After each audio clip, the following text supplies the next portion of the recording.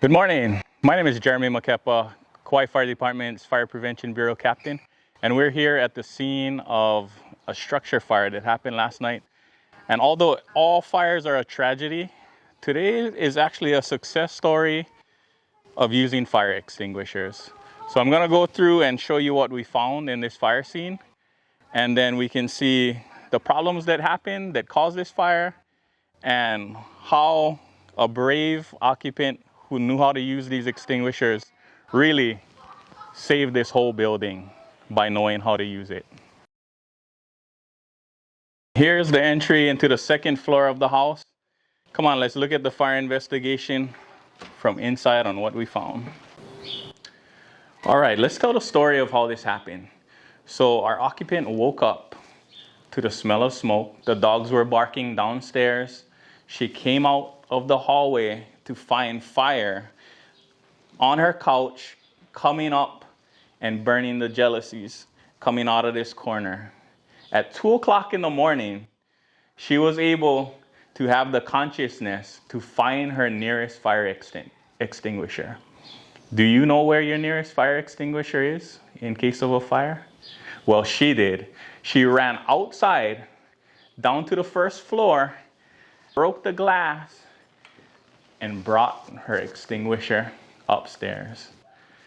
And even though she was able to get out safely, she was brave enough and she knew how to use this fire extinguisher to put it out.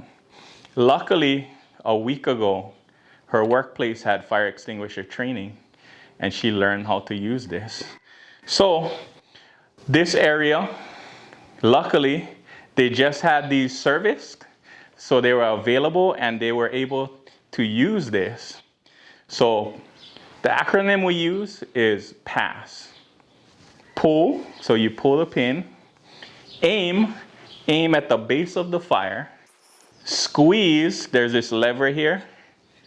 Squeeze, and then it'll puncture something in here that makes it expel the dust that puts it out. And then you're gonna sweep. You're gonna do a sweeping action to make sure you catch all of the fire. Now our occupant was very brave and got close to this, but usually we recommend staying about 10 feet away from the fire so that it has, you stay safe and you have some distance to cover it. Plus this expels a lot and sometimes it can bounce off the wall and it's a lot of dust. So if you get too close, the dust can come over and then get on top of you. So 10 feet away is probably the best position to do this. And then you would sweep the fire. So this one ran out of our extinguishing agent. So she was brave enough to run outside and she knew where the second fire extinguisher was on the next building, and she went and got that one.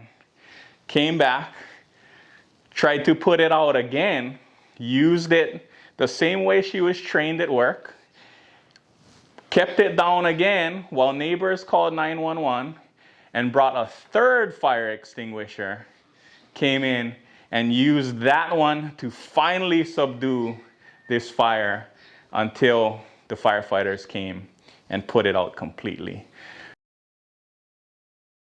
I'm standing where the couch that we saw earlier was previously located.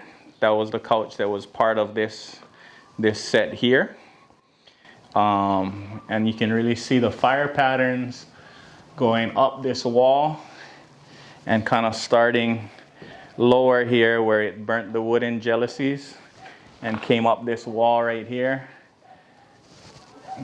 And our occupant was able to use the fire extinguishers to really keep this down and not extend up into this wooden ceiling and really cause a lot more damage than it could have had. So what happened is last night the guys just took out the couch from inside the house, brought it out, put it out with their hose, really preserved the evidence so that we can do our investigation. Rolled this all up and kept it nice and pristine for us so that we can look at the patterns as you can see from here, what the firefighters did is they went in and checked for fire extension into the structural members of the house, and it looks like we didn't get any charring. So this drywall really did a good job of insulating the wood and protecting the structure there. So let's follow this wire to our surge protector and see what we get. Okay, so we got a surge protector here, and it looks like we have some open outlets. Here we have maybe one big box, something small. This second one, which looks like it got the most damage around it, goes to this little extension cord, which has multiple plugs into it. So this is something that we call piggybacking, is when you go from one power source surge protector and you split it up even more into another one. This can cause problems with heat developing when you have multiple plugins to one and then overloading this one. So the surge protector should trip and protect this from overheating, but it could be a possibility of why, if it didn't trip, why that would overheat. Now looking at what we have connected here, multiple devices. Looks like this one goes to our JBL speaker here, and then we also have another item coming out of it being powered, coming out and charging this aromatherapy device here.